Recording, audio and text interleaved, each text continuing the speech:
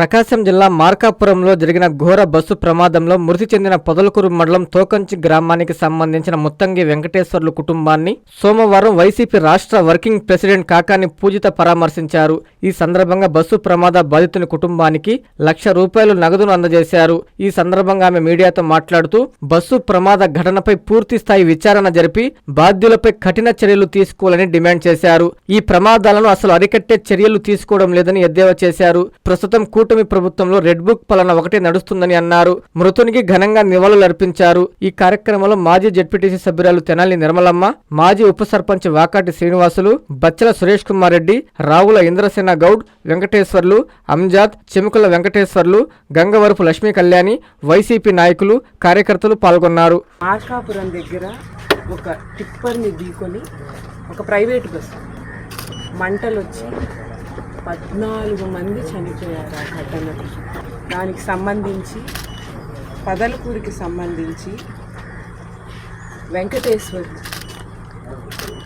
అనేటువంటి వ్యక్తి కుటుంబాన్ని పరామర్శించి ఆ కుటుంబానికి వైఎస్ఆర్సీపీ పార్టీ తరఫున ₹1,00,000 ఆర్థిక సహాయం ఇవ్వడానికి ఈరోజు మేమందరం వచ్చాము.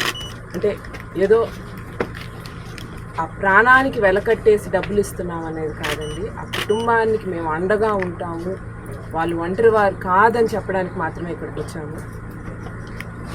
ఈరోజు జరిగింది ఆ కుటుంబ సభ్యుడు కోల్పోయినటువంటి వ్యక్తి తిరిగి తీసుకురాలేము. ఆయన ఎక్కడున్నా ఆయన ఆత్మ శాంతించాలని కోరుకుంటాము.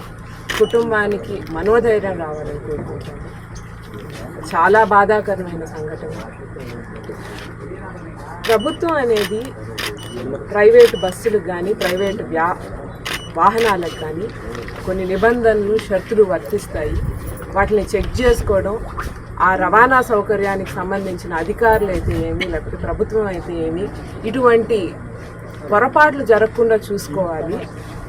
ఆ బస్సు ప్రాబ్లమ్స్ ఉన్నాయంట, డ్రైవరు ర్యాష్గా తోలారంటున్నారు. మరి ఏమి జరిగిందనేది భగవంతుడికి తెలుసు. కానీ కూటమి ప్రభుత్వం వచ్చినప్పటి నుంచి ఇటువంటి ఘటనలు జరుగుతూనే ఉన్నాయి. సరే, కనీసం ఒక యాక్సిడెంట్ జరిగింది, ఆ యాక్సిడెంట్ మీకు తెలిసి జరిగింది కాదు, కనీసం అంబులెన్స్ అయినా టైంకి వస్తుందా? అంబులెన్స్ పరిస్థితి కూడా ఇట్టే ఉంది కదా. ఎమర్జెన్సీ సర్వీసెస్ పరిస్థితి కూడా ఇట్టే ఉంది కదా. ఎమర్జెన్సీ సర్వీస్కి ఫోన్ చేస్తే 26 నిమిషాలకు కానీ ఎవరు ఫోన్ ఎత్తట్లేదంట.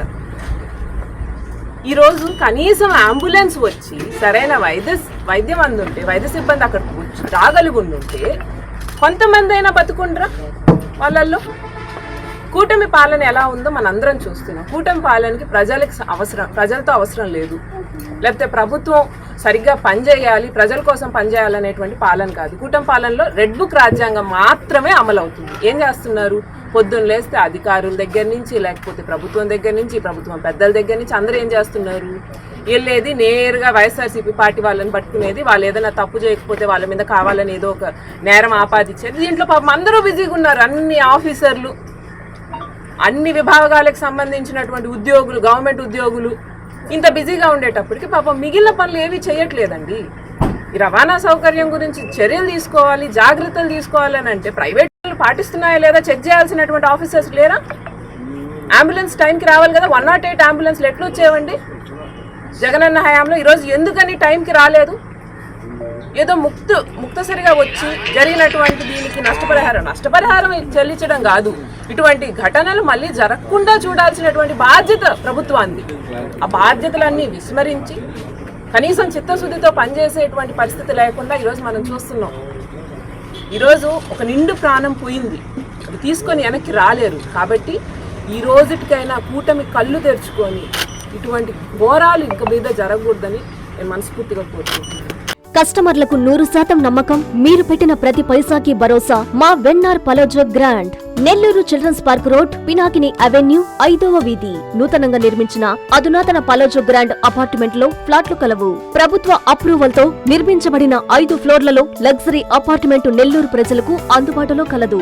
నేషనల్ హైవేకి అతి సమీపంలోని వెన్నార్ పలోజో గ్రాండ్ లొకేషన్ నుంచి కేవలం 100-200 మీటర్ల పరిధిలో కార్పొరేట్ హాస్పిటల్స్, ఇంటర్నేషనల్ స్కూల్స్, కాలేజీలు, సూపర్ మార్కెట్లతో పాటు 1/2 కిలోమీటరు దూరంలో రైల్వే స్టేషన్, బస్టాండ్లు, సినిమా థియేటర్లు, మాల్స్ అందుబాటులో.